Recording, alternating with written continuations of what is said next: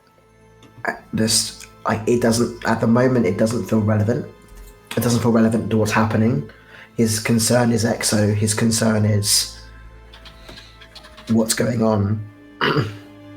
But he's also curious as to what it is that is apparently in the mountains that is so desperately wanted. Is it powerful enough to help them fight a titan? Is it that sort of element? Or is it something completely separate, like he doesn't know? And I think he's kicking himself that he doesn't know, and he hates not knowing, and it's making him frustrated. And I think Griffin can just probably see all different emotions as flicking through his face as he's trying to process the last couple of days. So much has happened. I think with that, Griffin is going to put his hand on Cooper's shoulder. I think Griffin's going to find it difficult to kind of think what you may be concentrating on more than except for just one thing. He's going to say, "She'll be all right. Like, she's tough. Like, we've seen her. She can sort herself out. Like, we'll be there when she needs us. You'll be there when she needs you." Yeah. And she knows that. Is there a particular moment in the recent past that's playing on your mind, that's repeating through your mind, Cooper, of an interaction between you and Cass? Yeah, I think not long after Isa and they were heading back, a short rest or something, they had Cass got to talk about what's going on with Ekso, how all that was going on, how that was making him feel. No one speaks to Cass, though, so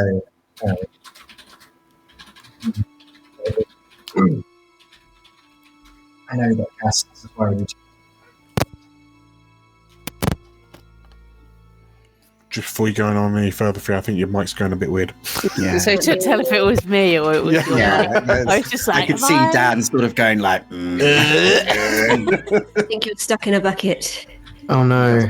Oh no, that's better. Oh, that's better. There you go. I put it really close to me. Maybe that's fine. No, Yeah. Okay, that's grand. So yes, in the immediate aftermath of Pfizer is what I got. Yes. I think when Cooper awoke from his vision, Cass was definitely holding him. Yeah. And I think there was just like a flicker of that. Like he thinks about that and how she was there for him, and he just wants to be there for her, and he feels that like he'll like turn, think about that, and he'll turn to look at Griffin and be like, I just left her. I just couldn't handle what was going on, and instead of being brave about it, I left. And it's taken all of this for me to face up to that fact. And I just don't want her to ever think that I will do that again, especially if it was that flipping Sunder Dragon that convinced me to leave, because I'm not doing it again. Did you say this out loud to Cass? Or is this just a thought that has run through your mind? This is what I'm saying to Griffin right now. So I'm thinking about the fact that Cass was holding me when we come back. And then what he's saying to Griffin is this. So...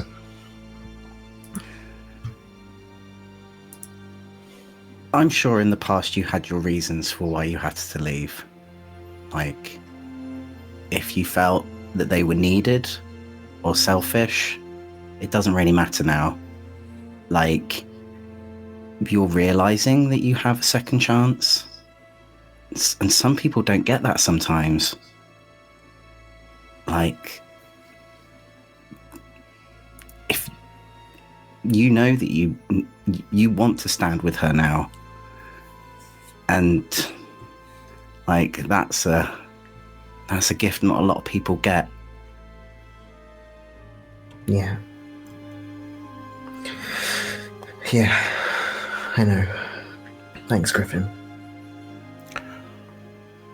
Was there anything said between Cass and Cooper as you awoke being held? Georgia, do you have anything to add? I think there was like a moment between them of Cooper being able to see the worry and the terror in Cass's eyes before it became that kind of... She saw that he was, I imagine, like unharmed, apart from being flung around by a Titan, obviously.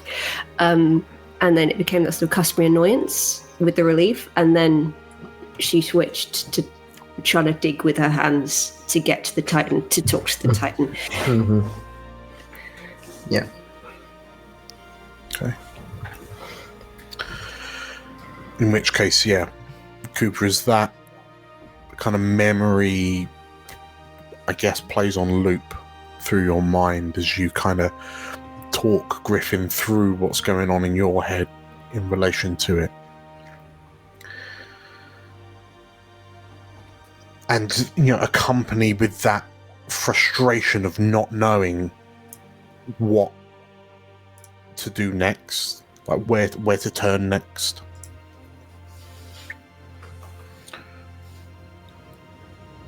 As the two of you look over the sea, you hear a small trilling sound coming from your pocket.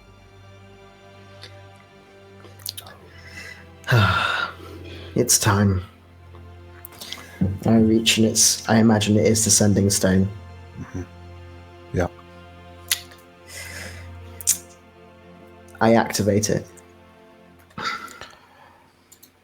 Speakerphone. Oh yeah, it's on speaker. It's always on speaker. New stone who dis? But I'll probably just say to Griffin, like, as you respond, as you answer this sending stone, there is a pensive silence for a few moments, and then you hear, "Hello, Cooper. Thank you for your prompt response." Said I would.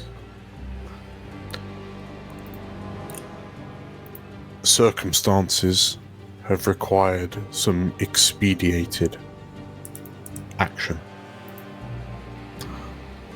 Are you available for a job? Gonna have to tell me what that job is, buddy, because I've got a lot going on right now.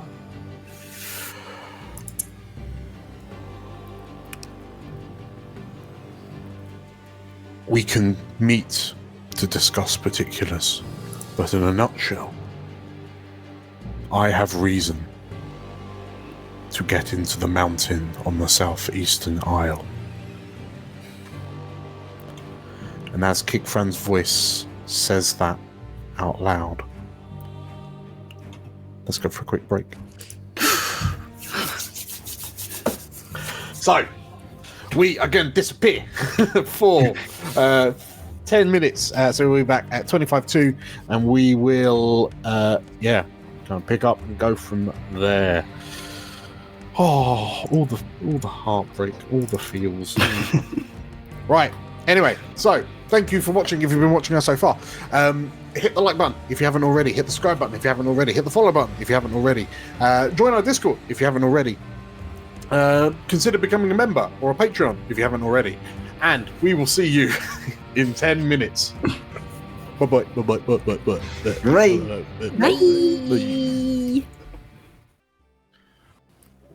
Hello and welcome back to Explorers of Elsewhere Live, the Titan Isles, third campaign in the Explorers of Elsewhere series. Hi, my name is DM Dan, and I am thankfully, praise be to the powers that be, rejoined by Livy, Theo, Tim, Georgia, and Nate. Hello. Oh.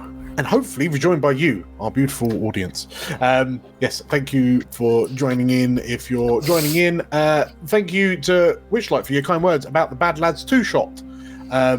The characters were hilarious. they were choicey characters. All of them were a choice. They were definitely a choice, but no, very enjoyed that very much. And I'm going to use this as peer pressure to get Nate to do more stuff in the future. Anyway, diving back into Titan Isles, we rejoin our 5 adventurers. A short while after a sending stone call was answered by Cooper on a cliff of the mound overlooking the Titan Isles Sea. We now find ourselves, I think realistically it has to be in the Bountiful Parlay again. And Cooper, you find yourself sat in the same seat of the same booth that you were in not a few days ago, sat opposite the same kind of enigmatic Sanguivar man, still wearing a like a hood, a grey hood, with thick like eye bandages covering his eyes, like a thick blindfold I should say, a dark teal tunic, and propped up next to him a long white-handled purple fabric umbrella that doubles up as a tapstick. However, unlike last time, well, perhaps unlike last time, would you have invited the other 4 to sit with you? / with the other 4 of you? How many of you are joining in on this conversation? Yeah, I feel like I would have told everybody. I don't know whether Cass and Gardy are available. If they are available, they join. But like the whole thing with Cooper was, I don't keep secrets anymore. Okay. So like Abe is definitely there because he has told Abe. So it's actually up to Abe if he wants to come. But Abe knows about it. Like that was the whole point before. It was like, think Theo, think Cooper, think. So yeah, so I think it makes sense that everyone knows. Sure. Okay. In which case, like, are all of you in attendance then? Like, are you all crowding around the other side of this table from this man called Kigfran? I would like to make a suggestion. Yes. I feel like Griffin would actually be very cautious of Kigfran now, considering that he knows his connection to Sorrowwind. Okay. I would like to suggest that Griffin casts telepathy on Cooper, so we can have a mental connection together. Okay. So I have to spend a hope to do that. Okay, spend your hope. So Cooper, Cascardi, and Abe sat opposite Kigfran then? And kind of Griffin hiding out somewhere else? I think Abe would want to be sitting on that table. Not on that table. Maybe on that table. Cass and Guardi might need a bit of cooldown time, to be honest. Post. That's why I was like, I don't know if it's like. Sure. Sorry, George, you're on mute. Just the They're sitting at the next table over big boys. with a brandy. Fair. Griffin sat with you, but he's just eyeballing Cooper. Okay. Okay. Abe's my backup. Just sitting there. Yeah, Who are you? What do you want with my boy? Puffing your guns out. Putting ideas in his head. Thank you once again for your prompt arrival, Cooper. I always appreciate urgency when it comes to matters of delicate importance. Mm-hmm. As I mentioned through the Sending Stone, I have need of your capabilities to investigate and enter into the mountain on the southeastern isle of the Isles. The southeastern island of the Isles. Mm-hmm. I have reason to believe that this is not suitable music. I have reason to believe that there will be a number of challenges that would require skills that you own in order to bypass or overcome. And from my research, I understand that you are more than a suitable candidate to accomplish what we have in mind. So what is it I'm looking for? We believe that hidden within the mountain is and Kickfran sort of like thinks about it for a moment, like he's trying to formulate, like think of the correct word to use. We believe there is a vault of sorts within the mountain. We understand that the native keepers of the village of Riceville have been outfitting themselves with a strange marble-like material. We believe that this marble is mined directly from the walls of that fort. If our expectations are correct, there will be artifacts within this vault that my patron would be very eager to gain ownership of. But we understand that the danger of entering such a vault would be formidable. Hence why having an agent of your skill and caliber would exponentially increase the chances of success. I have calculated the odds, and I believe that with your cooperation, we are very likely to succeed. If your companions, and Kickfran seemingly turns his head in your vague direction, Abe, and it's kind of unnerving that he almost knows where you are, almost. Mm-hmm. Like perhaps it's your heavy breathing. Just the grumbling. If we were to also be accompanied by your companions, I suspect that the rate of the chance of success increases ever more so. I would only request that your companions are discreet about our business. So, I have a couple of questions. Of course. Abe, if you have any questions, please state them. Well, you go first and I might see what you ask, and then I might have my own questions. When you say we, I assume you're accompanying me and our companions. Is it just you, or is there someone else? You are correct that I will be looking to accompany you into the mountains. Consider it a duty of professional oversight. Right.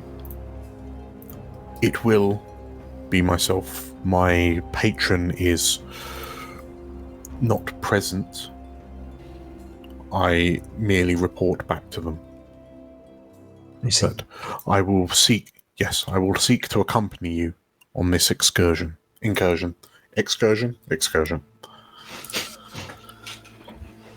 Okay. And what is it we're looking for? I know you're saying artifacts, which is all well and good, I understand. But it would be good to know what it is we're looking for.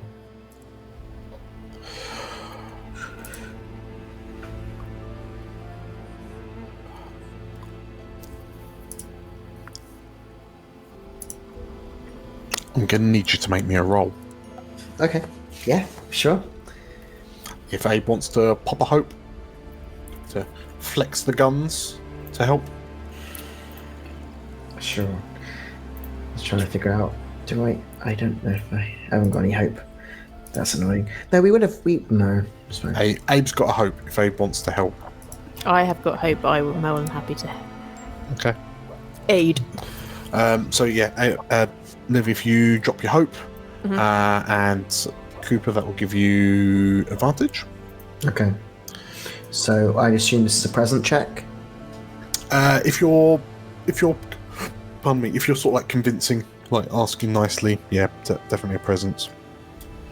I mean, I'm not gonna use my strength. I'm not intimidating. Abe is, but Abe is, yeah. But I have +1 strength. I have +1 instinct, so it doesn't really matter. Sure, oh no, sure. presence. Sorry, presence. So presence. okay, and it'll be with advantage. This is annoying. I don't have any hope. It's very annoying. Okay, I'm just gonna double check something because I have new skills. I'm not sure if I need to use hope to use them. So let me just double check one thing. Okay, come on, baby. Right. No, it's to do with being hit by an attack. So that's fine. Okay, right. Yeah, I'm just gonna roll this at advantage and see where we get. Let's go. Before you go, I'm gonna say Griffin, I'm guessing are you communicating this back to Griffin, sort of like in a way? Oh yeah. Like if I'm saying it out loud in that way, I think I'm purposely trying to make it very clear to Abe. Yeah, that's what it sounds like I'm doing, but I'm actually also reiterating to Griffin.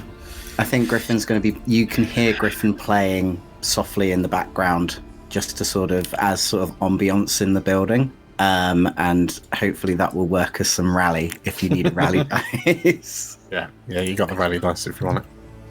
It's a D8. A D8 indeed. All right. Let's see where we go.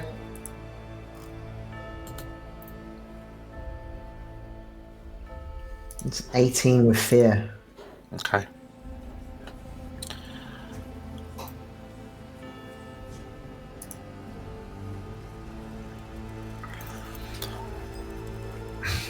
Kigfran,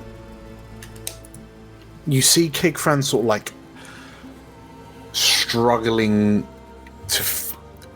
It's clear from his. Well, obviously you can only see the lower half of his face, but it's clear. Like you've been in negotiations, discussions like this before, Cooper. So you know that Kigfran is currently mulling over what.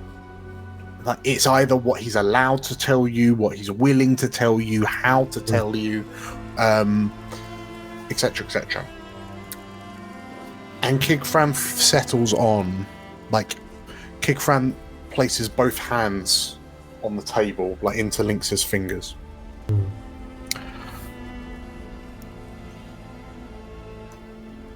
My patron believes that the vault is of ancient origins, potentially dating back to the earliest of the Asavari civilizations.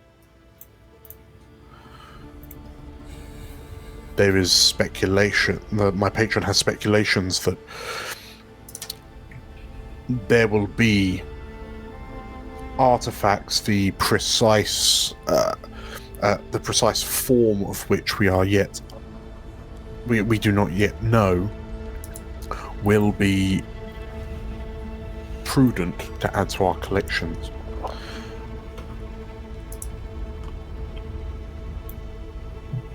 Real quick, Theo, what was the question specifically? What is it that we are looking for? Sure. Okay. So whilst my patron is precisely uncertain what form this artifact may take, my patron is very confident that the nature of the artifacts will be largely unimportant. What instead is important is the power that these artifacts would contain.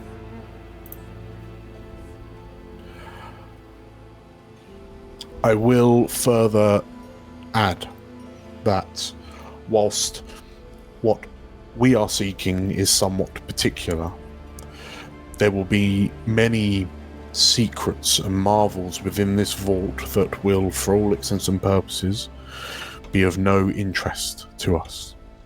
Consider this as a additional payment, but any of those curios that we find that my patron does not wish to add to their collection we are more than happy to allow you and your companions to take for yourselves.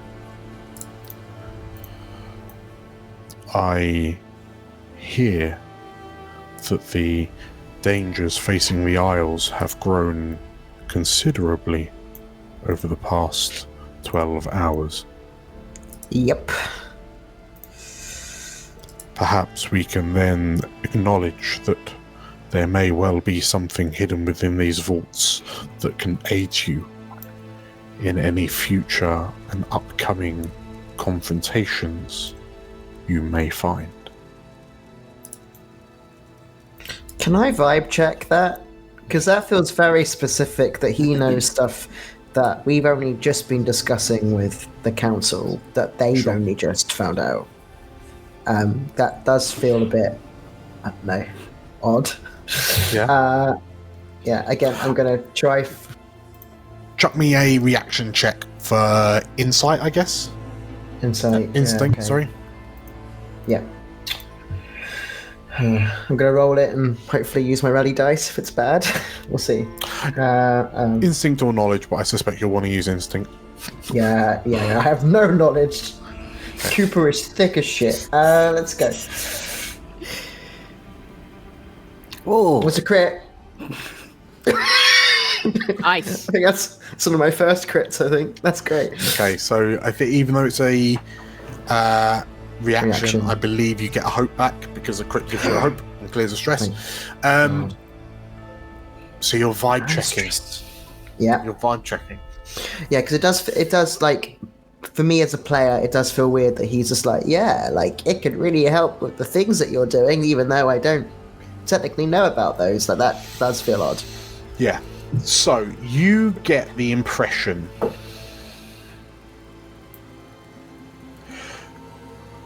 okay, so what you have cottoned on and what you're pretty sure your intuition is correct about is that Kigfran is not lying about not being 100% sure what you're going to find.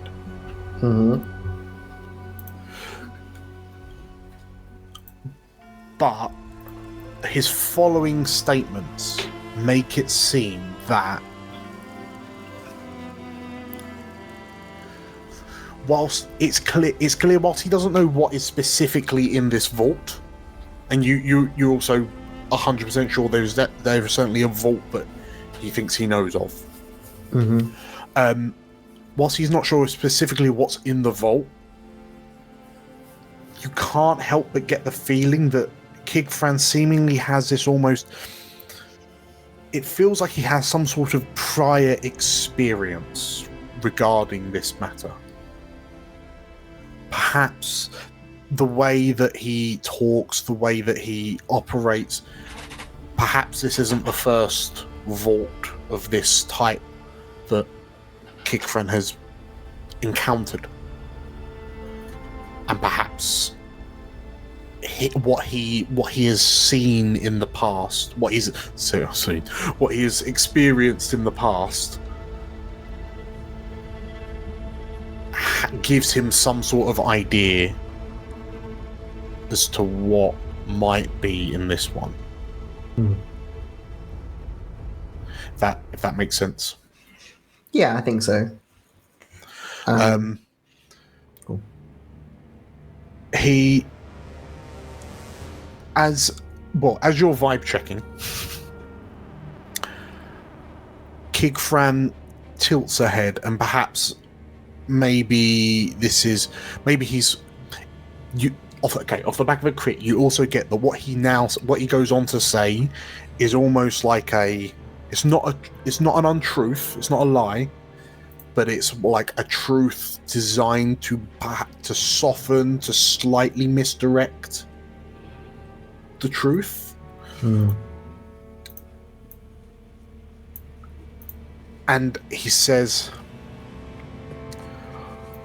from what we understand from the reports of the keepers and Rice Vilnar, the marble that they have been mining is a curious material, natively magic resistant. It can be manipulated in such a way to channel formidable amounts of arcane mana.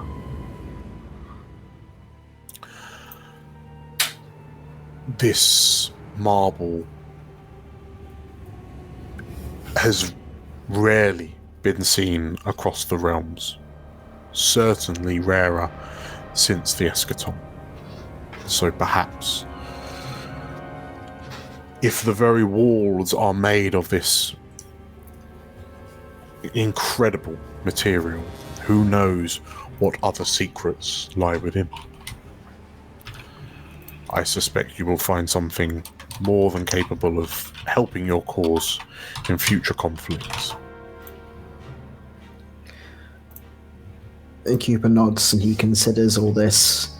Considering Abe has his new reliable at the table, and Cooper's also wearing bits of the marble, he's like, well, you kind of know that. Not that he's saying it out loud, but he's like, sure. Okay, so I think very interesting things. Puts the axe below the table, even though he sees that Kickfran's eyes are covered, but he doesn't really trust him, so he's just kind of pushing it underneath. Abe, you 100% kind of get the feeling like I'm hiding my axe from a blind man, but there's this part of you that's like I feel justified. Like it feels like this man's looking into my soul. Yeah. He's and like Cooper's wearing marble. But Cooper, you're just like, does Kickfran know I'm wearing the marble? Yeah. He's like, sure, okay. Does it smell weird? Has Kickfran got a super sense of smell? Yes. So, do we have terms? I accompany you and your companions into the mountain vault. We explore it until I am satisfied that I have found the artifacts to return to my patron, and anything else you find in the vault belongs to you. Everything worth taking within the vault belongs to you.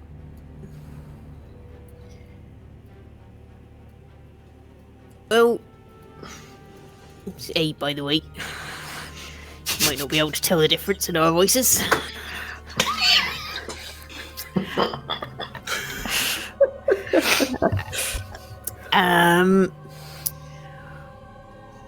Wait.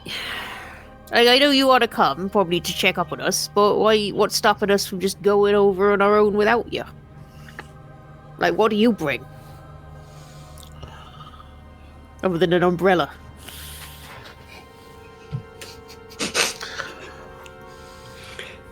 Rest assured, I have a very particular set of skills.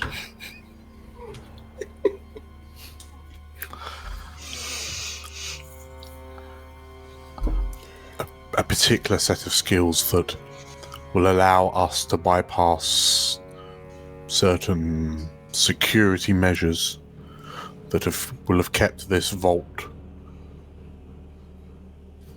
unintruded until now. Consider this a symbiotic relationship.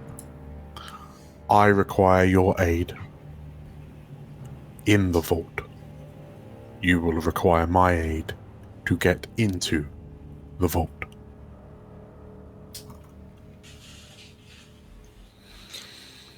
I await Griff. I feel like, again, like Cooper's like, okay, so you're offering X for, okay, so you come with us, we go in, that's the terms.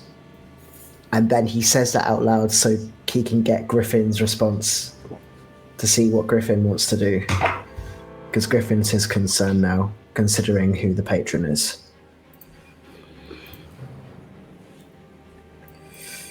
Griffin will probably think back to you and say, like, whatever it is in there, we need to destroy it. No matter what.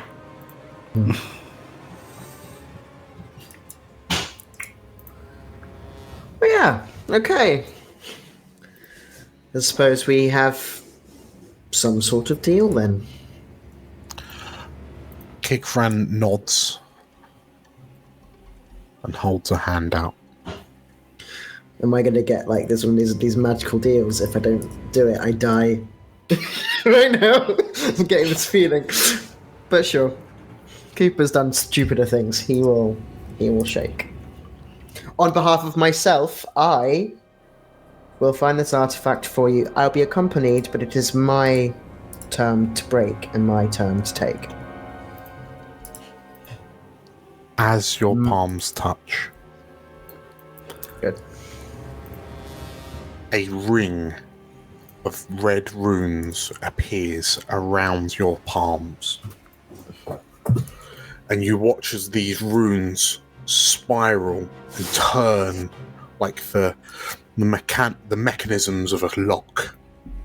Mm-hmm. And they coalesce into your hands, like into your palms, and as your hands separate, there is a red sigil, like a red runic sigil that floats in the air where your hands just shook. Consider this binding, Kigfran says. Okay. And I will spend a fair, just to be fair. Thank you for the suggestion. Hey, as long as it's me, then I'm the one who gets the shitter if the others decide they want to break it, which is fine.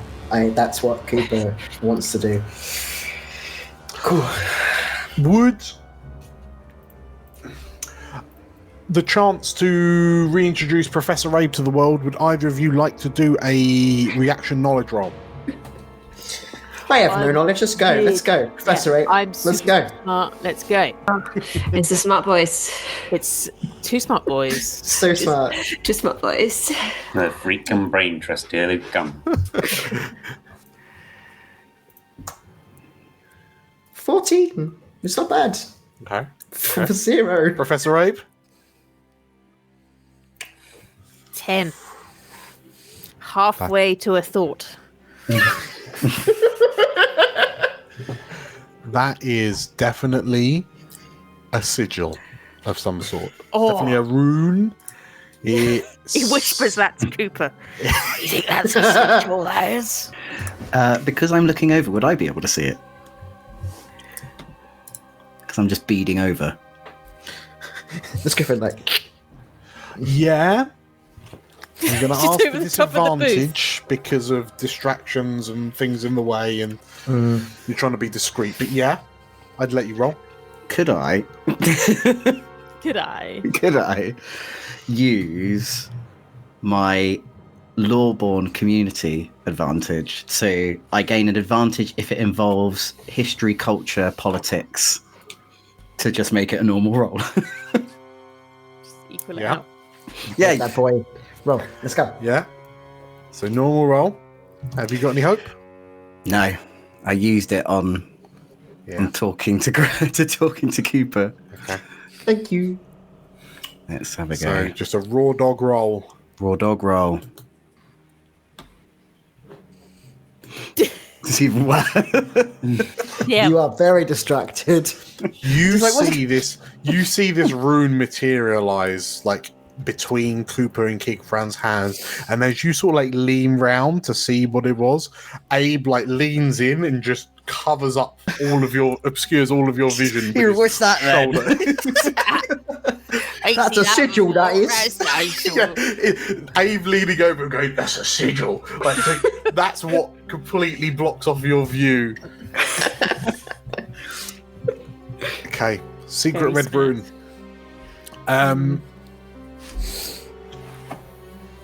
Okay, Kigfran nods, and I've recommissioned the sending stone, so you can send me single pulse. Use it as a single pulse beacon. Prepare yourselves and your companions, and pulse for me when you are ready to depart. Blimey. Whew. Well, a flutter. Oh, okay. The journey may be treacherous, and Kikran thinks about it. Given you seem to have a relationship with the pirates of a sort, Cooper, it might be prudent to approach them to see if they can expedite our journey. Sure, I can talk to someone. The mountain vault is relatively close to the northeastern shore of the southeastern island. Perhaps with their vessel they may be able to grant us a more direct landfall for us to make our approach, rather than through the jungle woodlands to the west of the mountain, which I understand is perilous to traverse at best.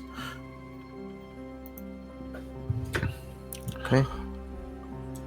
I await your beacon. Stop Yes, it. boss. Kigfran nods, finishes off his small glass of water, and then slides out the booth and leaves.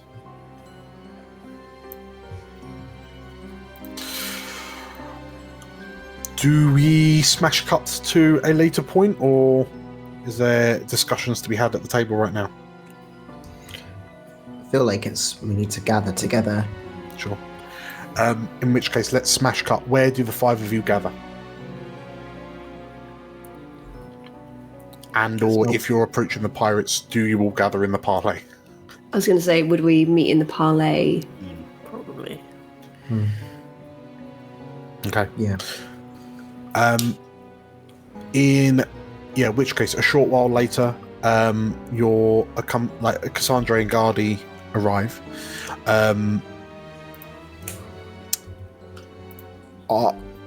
What's the plan, Batman's? I feel like Cooper reiterates everything that he's learned from Kikran. Shows them the sigil. I'm sure it's just to make sure that I play fair, but we'll see. We'll see how that works out. Most important thing is, though, this vault might have something to help us with the Titan. So, also, we don't really want patron lad guy to get hold of said artifact, so that's something to also be aware of. But yeah, so that's what happened with us. Don't know what this is, though. Does anyone know what this is? Let me see. Sigil, innit? Is the sigil on your... I already told you. Cass, if you want to knock out a knowledge reaction or something. I'll grab his arm quite firmly. It's like, you stupid man. Might as well have a gander. Okay.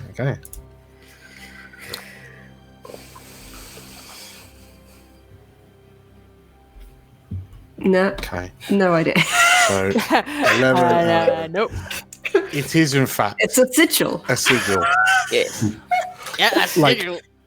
You definitely understand this to be a binding ward of sorts.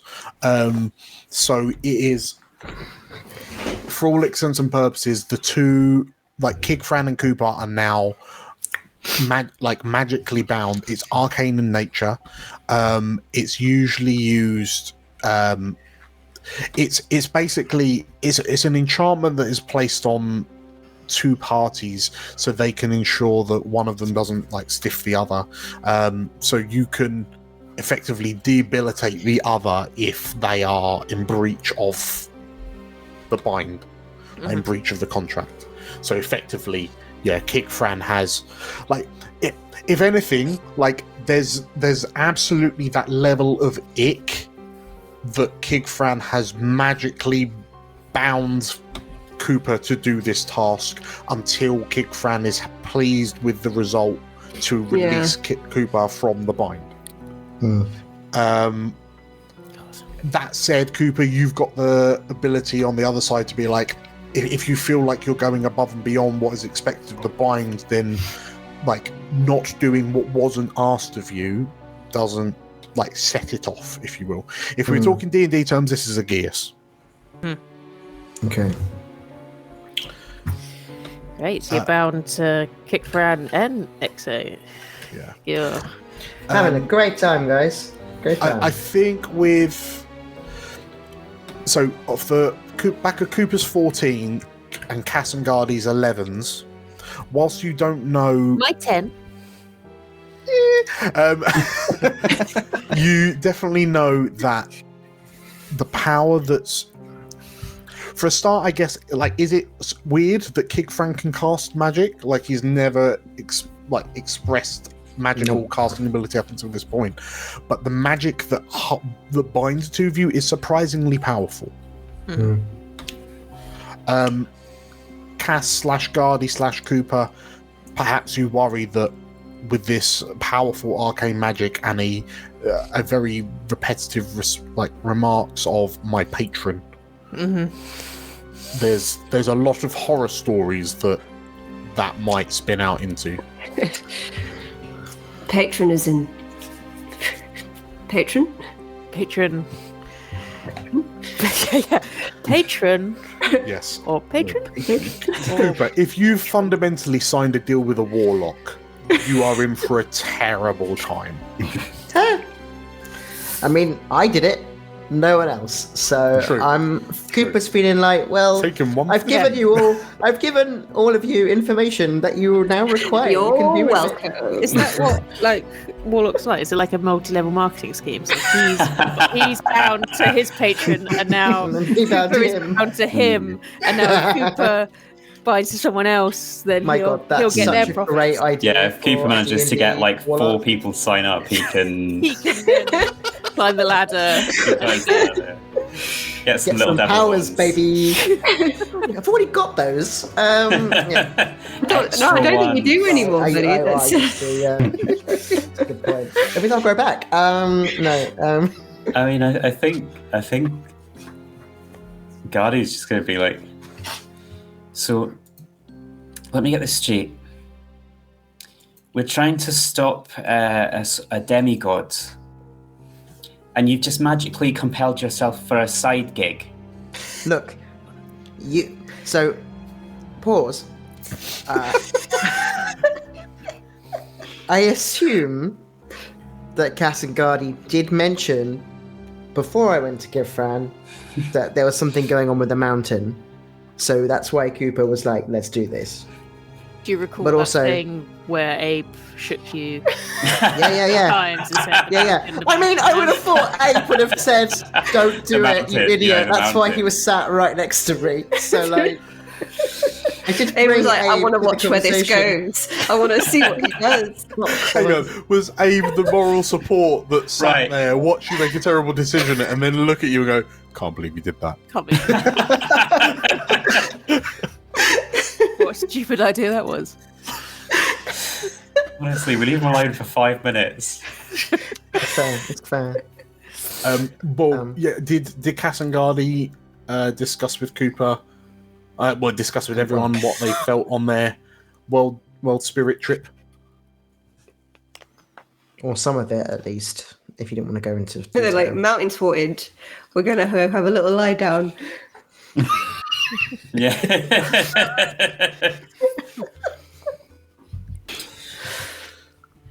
Okay. So, does anyone have any burning questions for Cooper or anyone else? As Elismira makes time while you're waiting for Elismira. I think seeing this sigil on his hand that he's managed to do in the 5 minutes that she's not seen him, Cass will, when she sort of grabbed his arm to look at it and then realised that it was a sigil she didn't recognise, which is even worse in her mind, because how is there something she doesn't recognise? She'll kind of pull him closer and she'll say, better not get hurt. I swear, if something happens to you, Cooper... It's fine. It's going to be fine. I'll desperately give Cooper the this is not the time for this eyes. I'm gonna quickly pause things for a moment because Cassandra is well read. She does, and she has sensing magical items. Yes. I will also, now that Abe hasn't bodied Griffin, I'm going to let Nate re-roll, because if this sigil has just reappeared, that will activate a new knowledge, like a new reaction. So tell us what this does. This time, Griffin can see it, so we can disregard that 7, and Cass, I'll let you roll a d6 to add to your 11. Roll for anger knowledge. Can I do well read again as well, please? You can. Yay! And this, so you'll just get a raw advantage this time. Because you've just seen this sigil, like effectively you've Cass would have triggered the sigil to appear. Nice.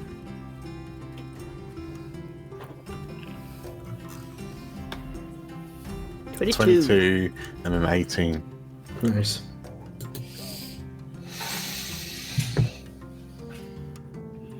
Okay, scrap everything I've said in relation to Cass and Griffin. How doomed am I then? Am I doomed? As this sigil appears, Cass, off the back of your 22, you recognise the sigil. And it's... Well, I guess I'll let you tell me how you want to react, but you both just recognise the sigil, Cass and Griffin. And the sigil that gently turns in this vibrantly bright red.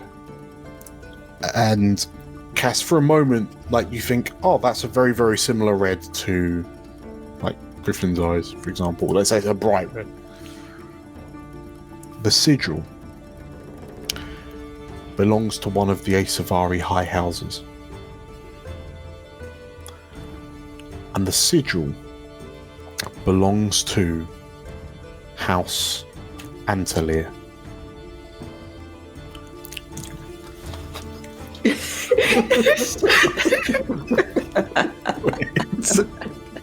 A house that you understand. Well, a house that you both know once took residence in the city of Elysia. But when that city was lost during the eschaton, the house fell. And when Elysia emerged back into the world approximately a year ago, House Antelier had crumbled to dust. It is one of the lost houses, but it is also one of the most powerful of the Asavari. It was one of the most powerful of the Asavari high houses. It is said that House Antelier was one of the first houses to receive the blessing of the arcane magic from Akan, the Betrayer. They were some of the first arcane mages. But the house is lost. The house is no more. The house is destroyed. And yet, clear as day, the sigil of House Antelier hovers over Cooper's wrist.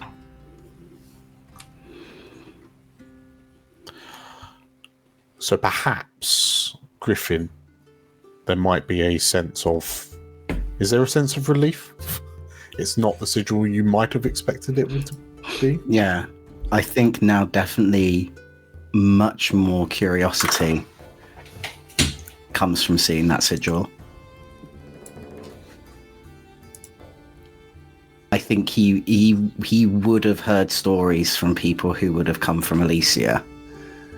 So that's why he's Like, but he knew that, like, no one of House Antelia was still alive.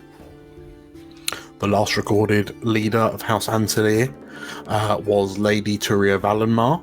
She disappeared with the city. She was traced out of the city during the war before Elysia turned its banners to support Aya.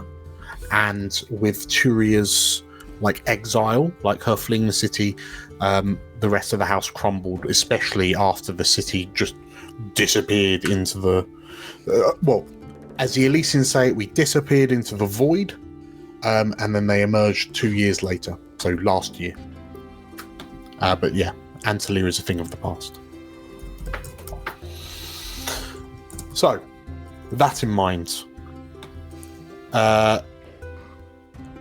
yeah, are there any burning conversations to be had? That does not change Cass's reaction. No. One iota. No. It's just going, to be fair, he didn't say he was going to do that when he shook his hand. I was there and he didn't say he was going to put a sigil on him. So, Cooper, how many times have you travelled with me? How many times have we made deals with people for information? You don't shake their hands. I mean, it's done now.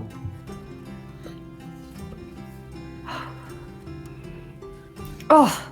And she sort of throws his hand down. She stalks off. If we took it off at the wrists, would that get you out of it? Just on the off chance, in case, Look, it's not the first time that I've chopped off a body part, so sort of. Thing is, exactly. I'm not against it. I'm not against it if things go sour. Okay, Never said you I'm were not a against it. Anyway, surely it will be your shooting hand. Yeah, it's my Probably not shooting the hand, best so it hand. might not the best hands to remove, but when there's a will, there's a way. We'll figure it out. I know this guy called Greg who makes pretty cool. He doesn't live in this world. This world isn't ready for Greg.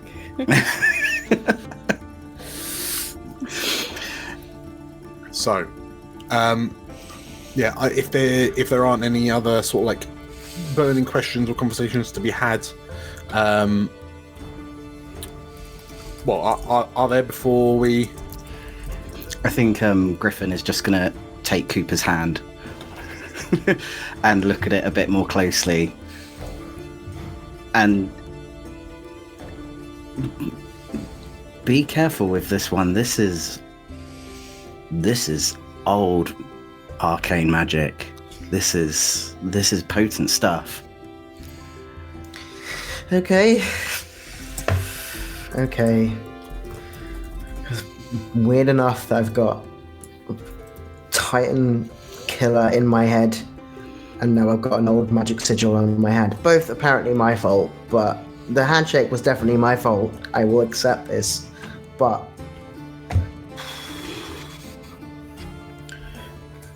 thanks. I'm just gonna go talk to Cass real quick, try and smooth things over. Can I try and find Cass, please, if she's stalked off? Absolutely. Where do I find Cass? Sure. I might actually, just before you get out there, Cooper, I might just put a hand on your shoulder, and if it hasn't already been communicated to you, just be like, it seems like her family is probably gone for good, so be careful, Coop. Thanks. And you can see, I don't think this was communicated before. I don't think Cass is the kind of person to go, oh, by the way, my family are all dead. Yeah. So I feel like everything else was the focus of that conversation. So you can see that sudden change of oh, and then a nod. Thank you. And then he goes to look for Cass. And if she's not, she said she's not too far away? Nah, she'd be a short distance away, calling off. he will very gently tap her on the shoulder. What? I'm sorry. I'm sorry. I'm just an idiot. You know I'm an idiot, right? I said before, some things don't change. God, you Sorry. mentioned... Go on, you first. I shouldn't have yelled at you. It wasn't stupid. You were doing something brave, as always. Although I wouldn't say that. I was just trying to get information, and made more sense to keep our enemies close than turning them away. If he is an enemy, most likely he is an enemy. Look, Cass, God, you mentioned you got some news, and I'm sorry. I think I knew. I think I guessed, but I thought if I walked far enough, if I researched hard enough, if I shot enough things, I could find out a way for them to be fine. They just got lost somewhere along with everything else. But that's why you can't do that anymore, Cooper. You're the only one I've got left. Okay. I'm sorry. Can I give her a hug? Give her a hug. It's a bit like when you pick up a cat. It's like...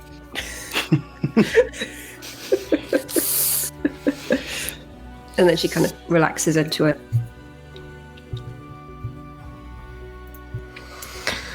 Okay. You'll be alright. And I think into the hug, she'll just say, It was Ekso. I think it was Ekso.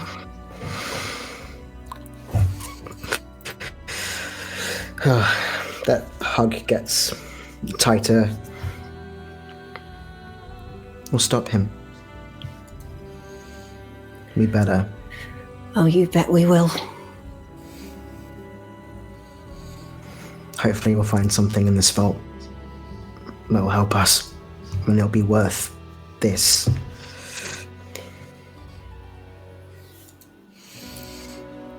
Thank you.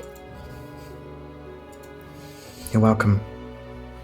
And I think he'll give her a very gentle peck on the cheek when he lets the hug go, and he won't address it, and he'll just go back to the table.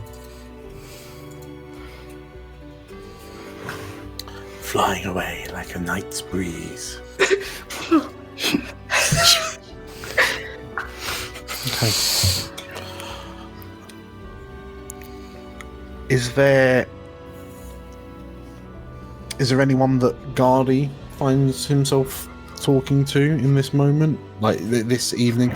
So for all intents and purposes, we're going to we'll treat this as a your call, long or short rest.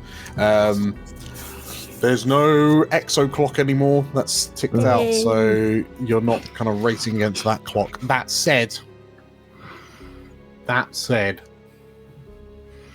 Dan, let us sleep, man. There is a new. Let us sleep, man. There is a new timer, realistically, because you know that there is a dread flame approaches.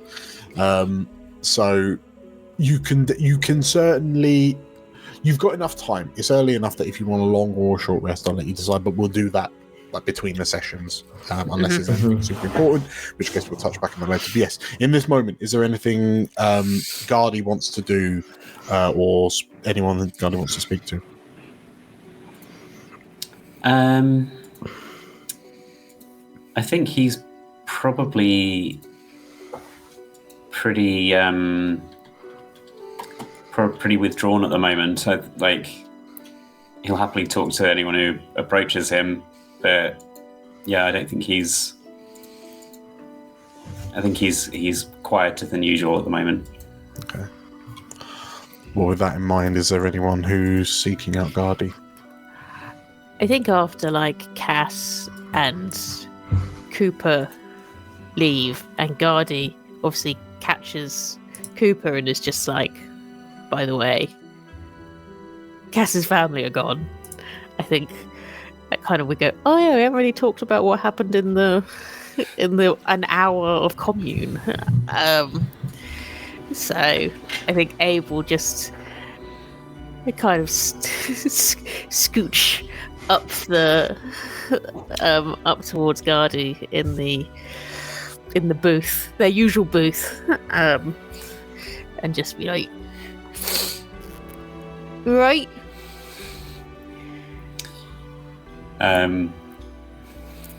Gardy double takes Abe starting a conversation, potentially even about feelings. He's like, I don't know, Abe. We've tried so hard, but it's funny. It's like Cass and Pfizer, almost the same things that I thought had all the strength and the power to change the world, and now they're both fragile and broken and healing,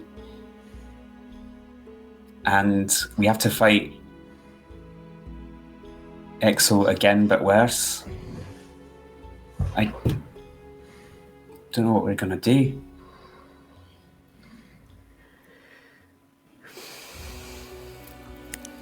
Well, I could only speak for myself, but we've had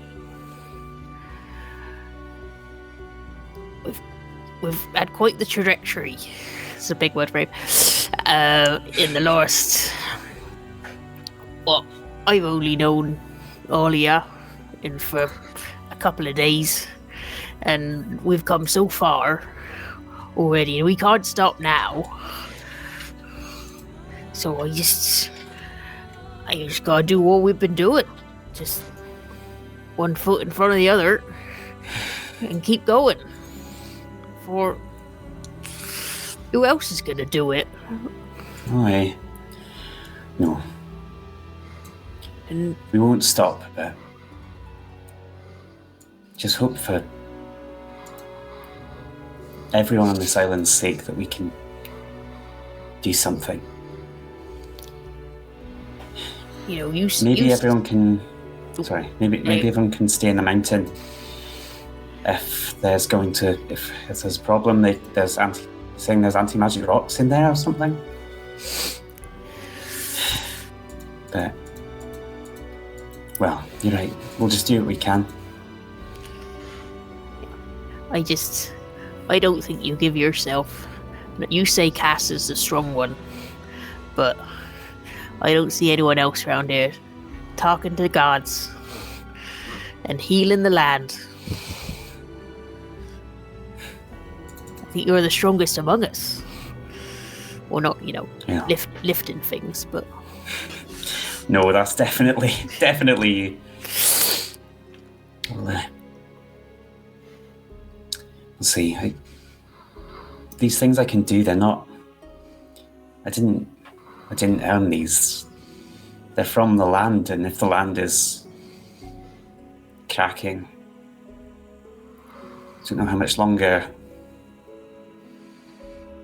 I'll have left. Well, we'll do what we can. Drink up. Put airs in your chest. Pushes him a large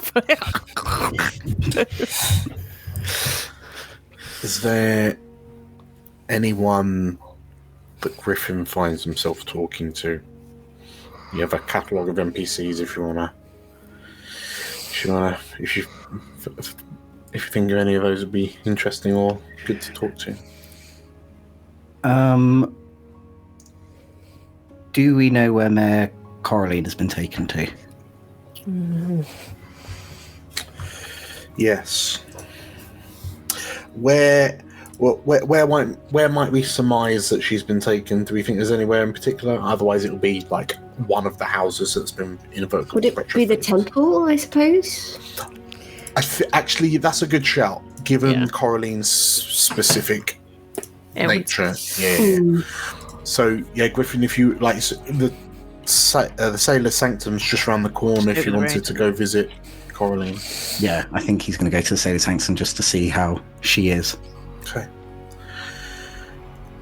In which case, as you approach, because it's getting to night now, you see Shayla is, in inverted commas, like closing up, and like she sees you approach, and like reading your face, like she looks like she's about to like close and like bolt the door, and then she just kind of smiles and nods, and then like leaves the door ajar for you.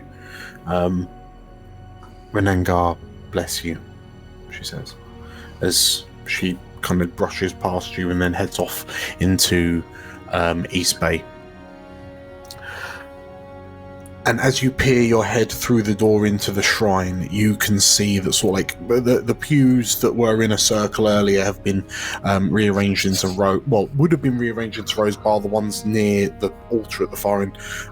They've been kind of spread aside to make room for this slab of floating like bark wood, upon which Coraline lays.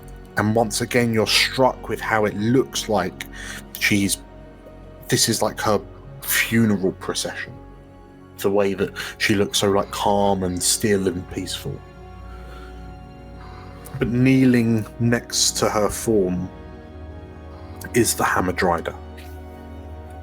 And the Hamadryder turns its attention to you and like looks a bit curious, but then nods and then like returns its head back and sort of like closes its eyes as you approach.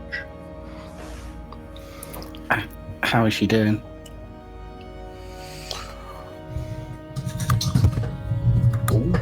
Oh, I've just broken the mic. Oh, okay. Just gonna hold this for the rest of the session then.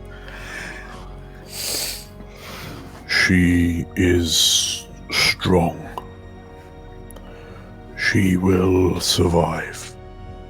She is already showing signs of life. And the Hamadryder sort of like turns to you and sort of like nods its head towards Coraline. And as you glance over, you see Coraline's eyes slowly flicker open. Griffin, she says weakly. You took quite a tumble. Please tell me it was worth it.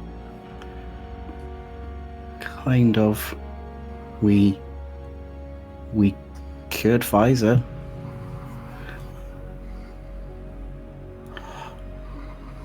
And Coraline, like, you hear a groan as she sort of like shifts on this bed of flowers and like turns her head to regard you.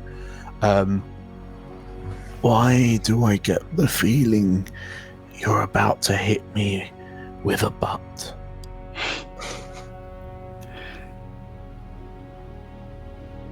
Ekso already got to Burunan.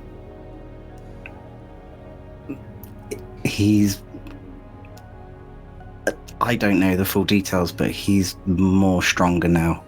But we're gonna do something. We've got a plan. I think. Yeah, we got a plan. We're gonna do something. Coraline, like, there's an intensity in her eyes as she kind of looks at you when you mention that Ekso is more powerful now. And she closes her eyes and sort of like turns her head away for a moment.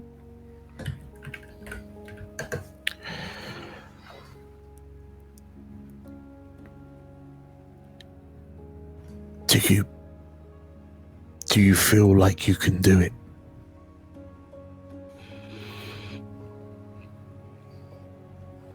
do you feel like you could take Ekso on? Do you feel like you could defeat him?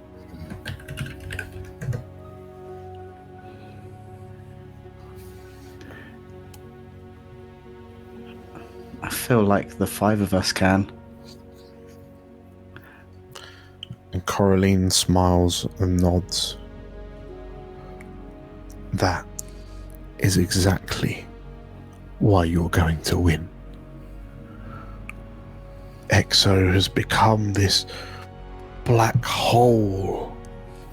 He draws everything in and crushes it to nothingness. Once all is said and done, Ekso will be, as he always has been, alone.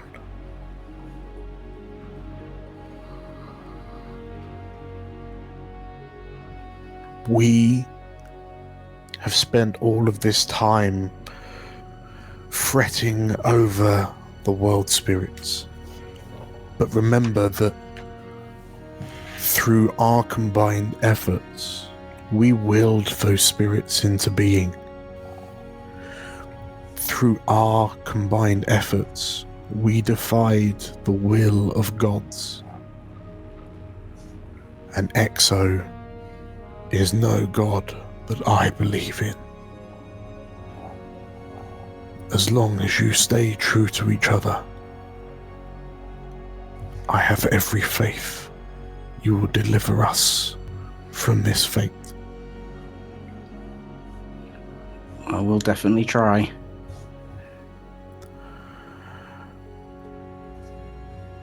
She smiles, and I'm hoping you'll do more than try, Griffin. I'm hoping you will. Because we're counting on you to do.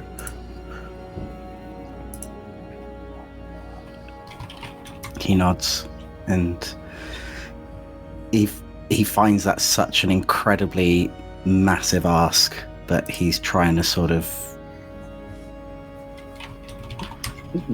just try and feel and look strong that he's taking it on. And Coraline sort of like turns, like rests her head back, and you notice like the way that her shoulders slump and relax. She's seemingly kind of drifted back off into unconsciousness. The Hamadryder, you notice, has just turned and is studying you in a somewhat unnerving way, but is contemplating you.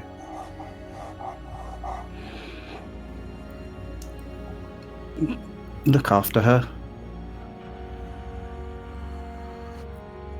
We always have. Hamadryder responds.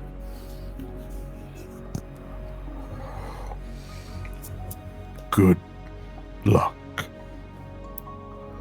May the Titans watch over you. Griffin will nod and just sort of take a big breath and leave to join the others. Okay.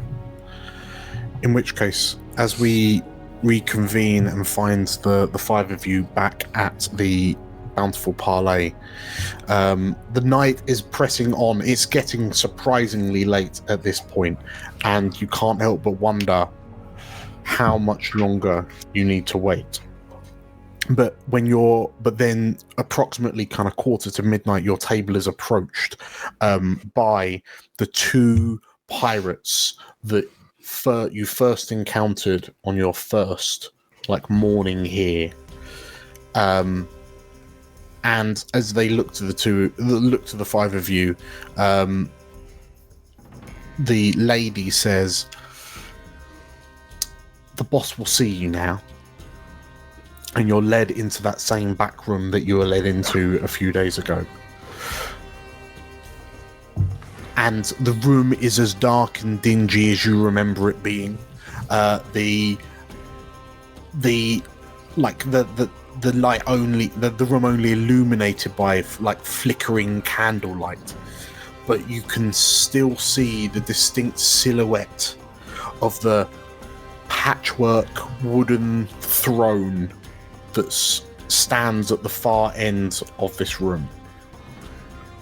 And there is a reclining silhouette sat in it.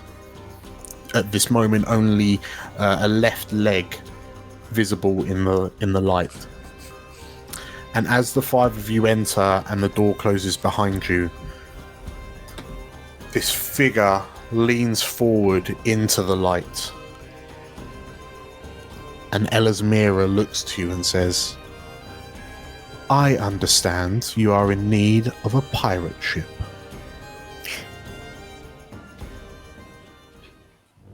I'll call it there.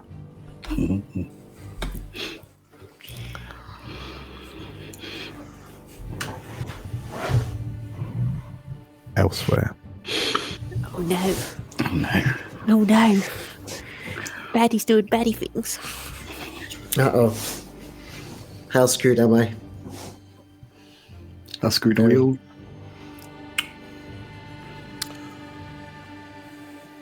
Yes. Kickfran's voice echoes out. Cooper and his companions have agreed to the task. I have bound him at your request, lest there are any complications. But I feel that will not be an issue we need to worry about. I'm confident in their abilities to see this through to a successful completion. Soon, we will unearth the powers that you seek.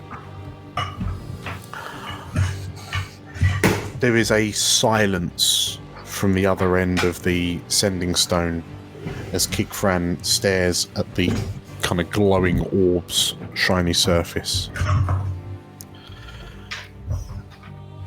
And this isn't something that Kickfran is particularly surprised by. His patron is usually very quiet. But this time, as the silence gets louder, the voice replies, "Good. I look forward to seeing your results." And in a darkened library of sorts, with floor-to-ceiling windows, that through which a sea of rolling clouds can be seen, and illuminated by the same blue glow that illuminates Kickfran, a figure smiles and nods as the blue glow begins to sputter and fade. And we find illuminated in the dying glow a dark-skinned Sanguivar woman, her hair cut into a neat bob, expensive earrings hanging from her ears, sat in a wheelchair, a blanket over her hands. And as the orb stops glowing, it levitates back. It is carried away from the sitting figure, the figure in a wheelchair, and placed back on a pedestal. And Lord Sorrowwind turns to the patron. "I trust that your little escapades will not interfere with my plans, Lady Nephene," Lord Sorrowwind asks. And Nephene Valamar of House Antelier smiles. No, I don't think they will at all, she says, with a smile, as her attendant takes the handles of her wheelchair and wheels her out, careful not to rock her paralyzed form.